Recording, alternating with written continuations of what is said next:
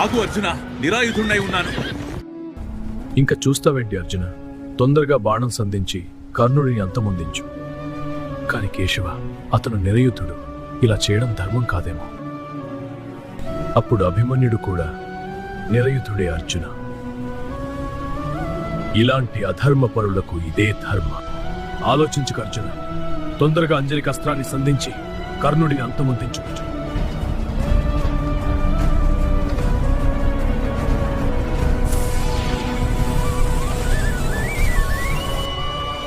ఏం చేస్తున్నావు అర్జున? నిరాయుధులపై దాడి చేయడమేనా నీ ధర్మం? ధర్మం గురించి నువ్వు మాట్లాడకు కర్ణ.